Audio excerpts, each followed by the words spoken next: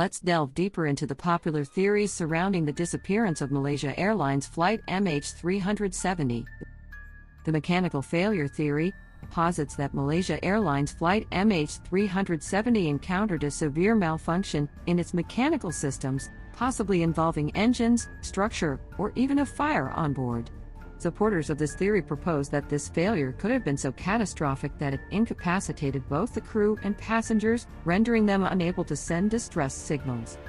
Advocates of this theory highlight that unexpected technical failures can have devastating consequences in aviation.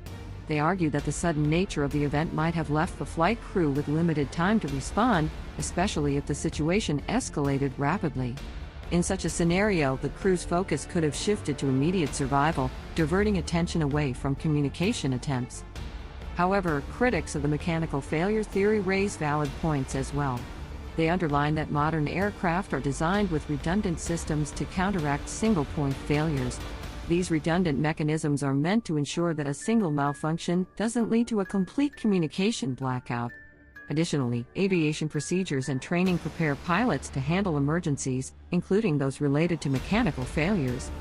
Critics also note that modern airplanes are equipped with various means of communication, making it improbable that all communication avenues would be rendered inoperative due to a singular mechanical event. They emphasize that even in situations of extreme duress, pilots are trained to initiate distress signals to air traffic control or relevant authorities. The mechanical failure theory continues to be discussed and analyzed within the context of MH370's disappearance. While the presence of redundant systems and comprehensive pilot training might seem to counteract the theory, the complexity of aviation incidents underscores the need for thorough investigation and consideration of all possibilities. The hijacking or sabotage theory proposes that Malaysia Airlines Flight MH370 might have been intentionally commandeered by an individual or group of people on board, or subjected to deliberate sabotage. This theory gains traction due to the sudden alteration in the plane's route and the apparent disabling of communication systems. Proponents of this theory point to the abrupt change in the plane's course as evidence of intentional human intervention. They argue that the maneuvers executed, including the sharp deviation from the planned flight path, indicate a deliberate act rather than a result of mechanical failure. Moreover, the disabling of communication equipment, such as the transponder, heightens suspicion of intentional actions. Those supporting the hijacking or sabotage theory highlight the complexities of modern aviation and the potential knowledge some individuals might possess to carry out such an act. They suggest that an internal threat, originating from within the aircraft, could account for the abrupt course change and communication disruption. However, critics raise questions about the motivation and identity of the potential hijackers or saboteurs. Theories surrounding the motives behind such actions range from political agendas to personal grievances, but concrete evidence remains elusive. The task of subverting security measures and hijacking or sabotaging a modern airliner is considered a formidable challenge, which adds complexity to this theory.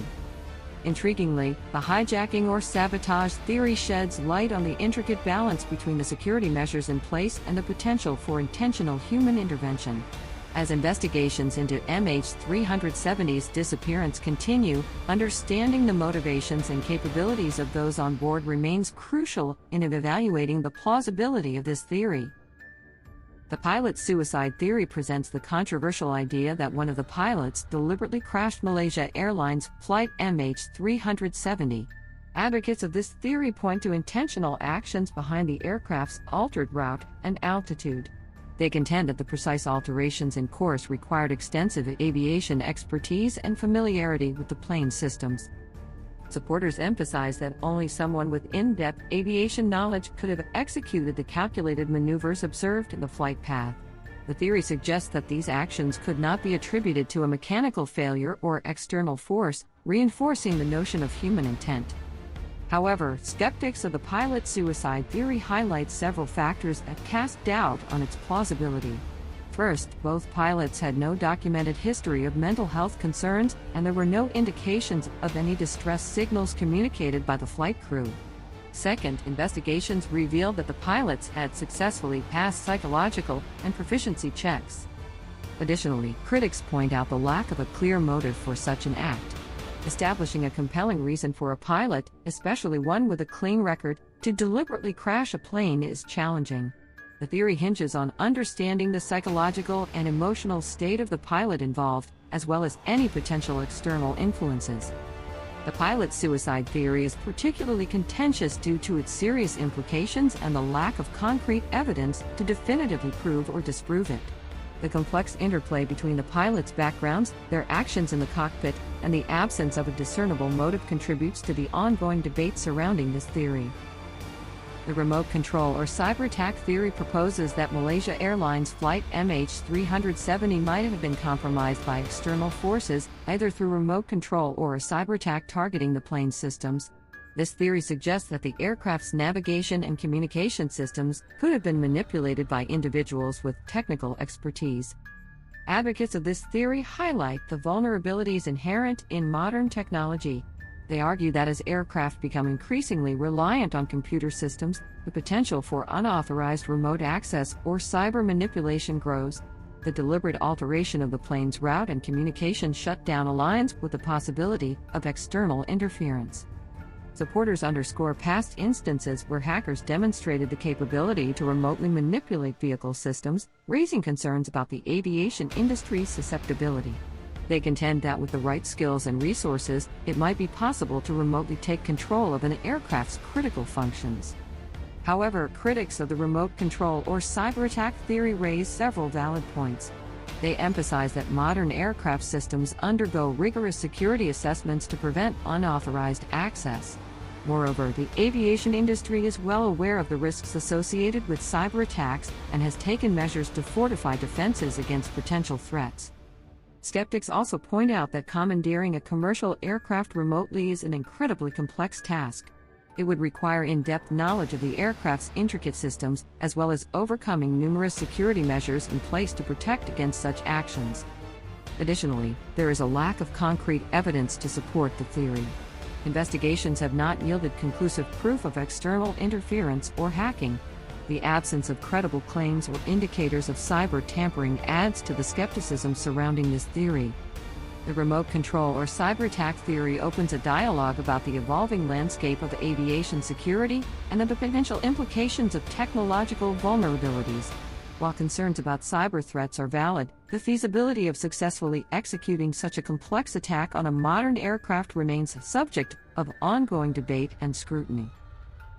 The criminal act theory delves into the potential influence of Malaysia Airlines Flight MH370's cargo on its disappearance. This theory suggests that the plane's cargo, particularly items like lithium-ion batteries or other hazardous materials, could have contributed to an in-flight incident that led to the plane's vanishing. Supporters of this theory speculate that the presence of dangerous materials could have triggered a fire, explosion, or other catastrophic event on board.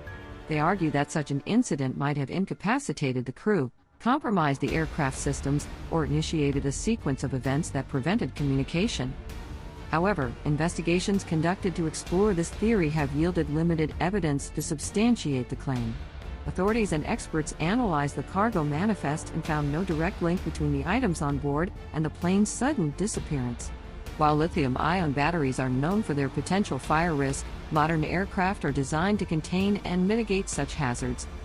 Critics of the criminal act theory highlight the comprehensive regulations and safety measures in place for transporting hazardous materials on commercial flights. They emphasize that stringent protocols are enforced to prevent dangerous goods from posing a threat to the aircraft and its passengers. The theory's limitations include the absence of any distress signals or indications of an in-flight incident that would correlate with a cargo-related catastrophe. The events leading up to the plane's disappearance, including the change in course and loss of communication, remain unexplained by cargo-related explanations. As investigations continue, the criminal act theory remains a subject of scrutiny, especially given the complexities of air travel safety regulations and the need to ascertain the precise sequence of events leading to the plane's mysterious vanishing. The accidental ocean landing theory proposes a scenario in which Malaysia Airlines Flight MH370 unintentionally landed on water and subsequently sank to the ocean floor. This theory emerges as a less common explanation for the plane's disappearance. It is supported, in part by the discovery of debris that washed ashore on distant coastlines. Advocates of this theory suggest that an emergency situation might have prompted the pilot to attempt an ocean landing. Factors such as fuel exhaustion, engine failure, or other critical issues could have compelled the crew to seek a controlled landing on water as a last resort. The debris found scattered across various coastlines lends some credibility to the theory. Supporters argue that the ocean's currents could have carried wreckage over long distances, reflecting the force of an impact on water. However, the accidental ocean landing theory faces significant challenges. Modern commercial aircraft are not designed for water landings, and the specific conditions required for such a maneuver are demanding. The impact with water at high speeds poses a substantial risk to both the aircraft and its occupants. The chances of surviving an ocean landing are minimal without specialized equipment and training. Additionally, skeptics raise questions about the lack of a distress call or signal from the plane's crew before the disappearance. Standard aviation procedures dictate that pilots would communicate and signal for assistance in emergency situations, which appears inconsistent with the theory. While the accidental ocean landing theory offers a unique perspective, its feasibility is uncertain given the complexities of executing a safe water landing and the absence of communication prior to the plane's disappearance. The mystery surrounding the fate of MH370 continues to spur speculation and theories as investigators seek to uncover the truth behind one of aviation's most puzzling cases. The alien abduction theory presents a highly speculative notion that Malaysia Airlines Flight MH370 was abducted by extraterrestrial entities. This theory suggests that beings from outer space were responsible for the disappearance of the plane. However, this idea is widely regarded as unlikely and is largely dismissed by experts due to the absence of scientific evidence and credible claims. Advocates of this theory often draw upon imaginative scenarios involving unidentified flying objects, UFOs, or alien technology. They speculate that the plane might have encountered advanced extraterrestrial entities capable of manipulating the aircraft's systems or transporting it to an unknown location. However, critics of the alien abduction theory emphasize the lack of tangible evidence to support such claims. The aviation industry relies on empirical data, rigorous investigation, and logical explanations for aircraft incidents. The absence of any reliable reports, physical evidence, or verified encounters with extraterrestrial life weakens the validity of this theory. Additionally, the technological capabilities attributed to aliens in this theory often exceed what is currently known about the laws of physics and the capabilities of advanced civilizations. The speculative nature of the theory, along with its departure from established scientific principles, diminishes its credibility among experts and researchers. The alien abduction theory serves as a reminder of the importance of grounding explanations in empirical evidence and scientific reasoning. While the notion of extraterrestrial involvement may capture the imagination, the absence of credible support within the realm of scientific inquiry relegates this theory to the realm of fiction rather than plausible explanation. The shoot-down theory posits that Malaysia Airlines Flight MH370 could have been unintentionally shot down by a military aircraft during a training exercise that went awry. This theory proposes that the downing of the plane was accidental, leading to efforts to cover up the incident.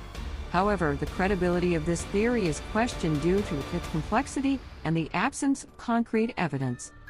Proponents of the shoot-down theory point to the potential hazards of military exercises involving live ammunition. They suggest that a military aircraft engaged in a training drill might have mistakenly targeted and shot down MH370, either due to miscommunication, technical malfunction, or other factors. The subsequent effort to hide the incident could involve manipulating data and information. Critics of the theory raise valid concerns about the feasibility of such events. Accidental shootdowns of commercial airliners are extremely rare due to rigorous protocols and coordination between civilian and military aviation authorities. The precision required to target and bring down an aircraft in flight is complex, making the probability of accidental engagement lower. Moreover, critics emphasize the challenges associated with orchestrating a cover-up involving numerous individuals and agencies. The scale of secrecy required to suppress information about such an incident raises questions about the plausibility of maintaining such a large-scale operation.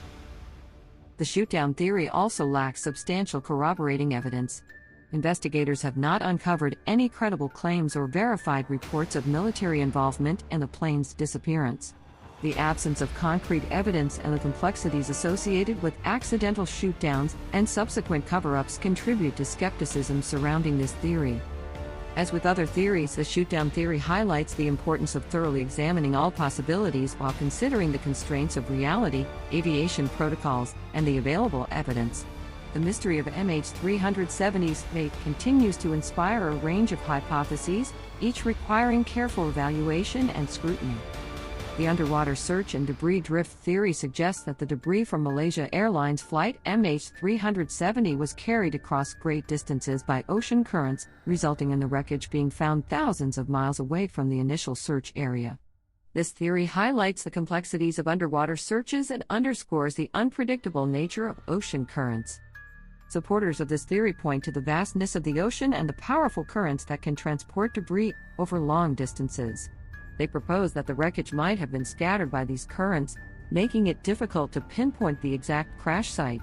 This dispersion could explain the discovery of debris in locations far removed from the original search area. The theory acknowledges the challenges inherent in underwater searches. The ocean's depth pose difficulties in locating wreckage, especially in areas with rugged terrain or extreme depths. Even with advanced sonar technology and underwater vehicles, the process of scanning large areas of the seabed can be painstaking and time-consuming. However, skeptics raise concerns about the lack of comprehensive evidence to definitively support the underwater search and debris drift theory. While debris being carried by currents is plausible, the specific path and speed of ocean currents are complex and influenced by various factors, including weather patterns and water temperature.